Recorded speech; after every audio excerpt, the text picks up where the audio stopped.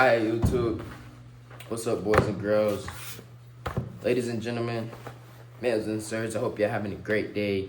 As you can tell by the title of the thumbnail, we're back with another video and we're going to be reading chapter 6 of As a Man Thinketh. It includes The Master of Destiny by James Allen. Alright, if you guys haven't seen my other series on this book, I advise you guys to go back and watch that, then come back to this video and read with me, alright? So without further ado, we are going to get straight into chapter 6. It's titled Visions and Ideals. Jeez, the freaking light. The dreamers are the saviors of the world. As the visible world is sustained by the invisible, so men, through all their trials and sins and sordid vocations, are nourished by the beautiful visions of their solitary dreamers. Humanity cannot forget its dreamers. It cannot let their ideals fade and die. It lives in them. It knows them as the realities which it shall one day see and know. Composer, sculptor, painter, poet, prophet, sage. These are the makers of the afterworld, the architects of heaven. The world is beautiful because they have lived. Without them, laboring humanity would perish. He who cherishes a beautiful vision, a lofty ideal in his heart, will one day realize it. Columbus cherished a vision of another world, and he discovered it. Copernicus fostered the vision of a multiplicity of worlds in the wider universe, and he revealed it. Buddha beheld the vision of a spiritual world of stainless beauty and perfect peace as he entered into it. Cherish your visions. Cherish your ideals. Cherish the music that stirs in your heart. The beauty that forms in your mind, the loveliness that drapes your purest thoughts, for out of them will grow all delightful conditions, all heavenly environment of these. If you but remain true to them, your world will at last be built. To desire is to obtain, to aspire is to achieve. Shall men's basest desires receive the fullest measure of gratification, and his purest aspirations starve for lack of sustenance. Such is not the law. Such a condition of things can never obtain. Ask and receive. Dream lofty dreams, and as you dream, so shall you become. So shall you become. Your vision is the promise of what you shall one day be. Your ideal is the prophecy of what you shall at last unveil. The greatest achievement was at first and for a time a dream. The oak sleeps in the corn and the acorn. The bird waits in the egg, and the highest vision of the soul, a waking angel, stirs. Dreams are the seedlings of realities. Your circumstances may be uncognitional, but they shall not long remain. So if you but perceive an ideal and strive to achieve it. You cannot travel within and stand still without. Here's a youth hard passed by poverty and labor, confined long hours in an unhealthy workshop, unschooled and lacking all the arts of refinement. But he dreams of better things. He thinks of intelligence, of refinement, of grace and beauty. He conceives of mentally builds up an ideal condition of life. The vision of a wider liberty and a larger scope takes possession of him.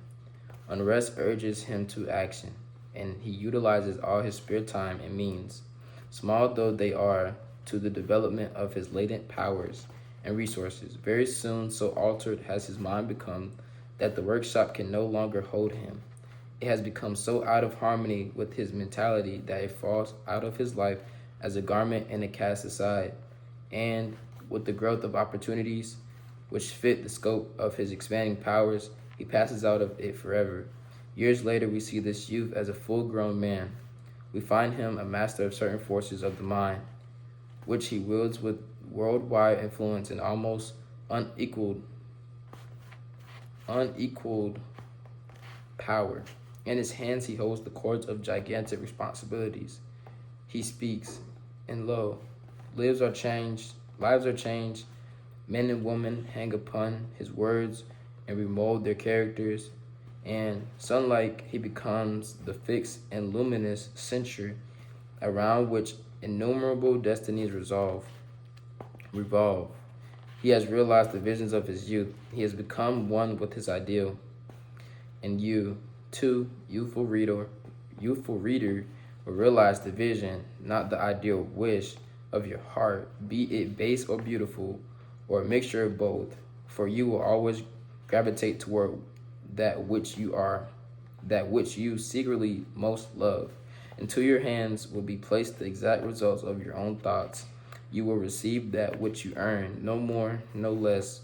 Whatever your present environment may be, you will fall, remain, or rise with your thoughts, your vision, your ideal.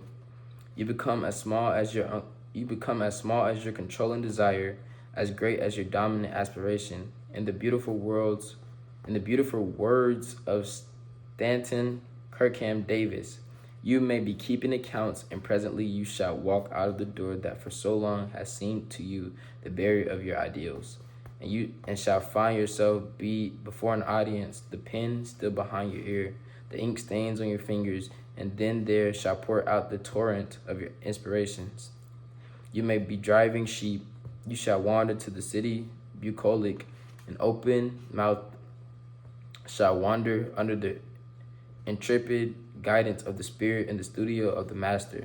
And after a time he shall say, I have nothing more to teach you, and now you have become the Master. Who did so recently dream of great things while driving sheep? You shall lay down the saw and the plane to take upon yourself the regeneration of the world. The thoughtless, the ignorant, and the indolent, seeing only the apparent effects of things and not the things themselves, talk of luck, of fortune, and chance. Seeing a man grow rich, they say, how lucky is he? Observing another become intellectual, they exclaim, how highly favored he is. And nothing the saintly character and wide influence of another, they remark, how chance aids him at every turn. They do not see the trials and failures and struggles which these men have voluntarily encountered in order to gain their experience, have no knowledge of the sacrifices they have made, of the undaunted efforts they have put forth, of the faith they have exercised, that they might overcome the apparently insurmountable and realize the vision of their heart. They do not know the darkness and the heartaches. They only see the light and joy and call it luck. They do not see the long and arduous journey, but only behold the pleasant goal and call it good fortune. Do not understand the process, but only perceive the result and call it chance. And in all human affairs, there are efforts and there are results, and the strength of the effort is the measure of the result. Chance is not. Gifts, powers, material, intellectual, and spiritual possessions are the fruits of effort. There are thoughts completed, objects accomplished, visions realized. The vision that you glorify in your mind, the ideal that you enthrone in your heart, this you will build your life by. This you will become. As a Man Thinketh by James Allen, Visions and Ideals, Chapter 6. I hope you guys enjoyed this chapter with me, guys. Let me know what you think in the comments, and without further ado, I'll catch you in the next one.